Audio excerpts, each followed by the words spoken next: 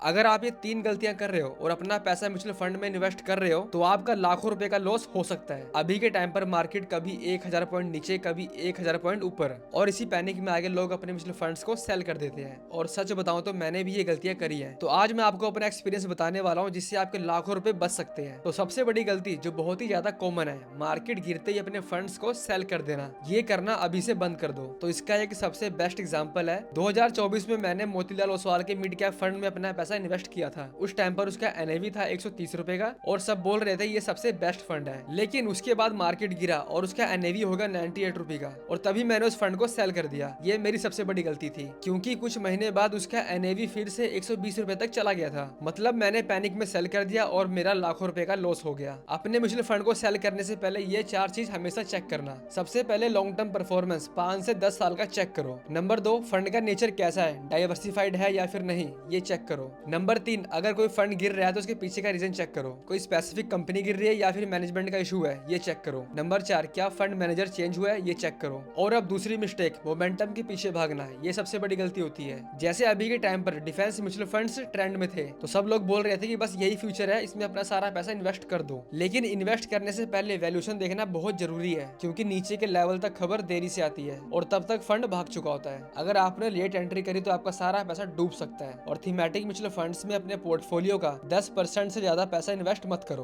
और लमसम में भी इन्वेस्ट मत करो। और तीसरी गलती, मार्केट गिरते ही अपनी एसआईपी बंद कर देना। ये करना अभी से बंद कर दो, वरना कभी भी आपकी वेल्थ नहीं बनेगी। देखो रियलिटी क्या है, जब भी मार्केट गिरता है तो आपको सेम पैसे में ज्यादा यूनिट्स मिलते हैं, और जो लोग पैनिक में आकर अपनी एसआईपी बंद कर देते हैं उनकी लॉन्ग टर्म में वेल्थ काफी कम बनती है। और मेरी एक बात हमेशा याद रखो, बुल मार्केट कब स्टार्ट होगा ये किसी को भी नहीं पता। इसलिए जब भी आपको मौका मिले, जब भी आपके पास पैसा हो, बस मार्केट में इन्वेस्ट करो। मार्केट को टाइम करना इम्पॉसिबल है। तो गाइस कमेंट करके बताओ कि आपने इन तीनों में से कौन सी गलती करी है, और फटाफट से फॉलो कर लो, क्योंकि मैं सिखाता हूँ स्टॉक मार्केट में इन्वेस्टमेंट कैसे करते हैं।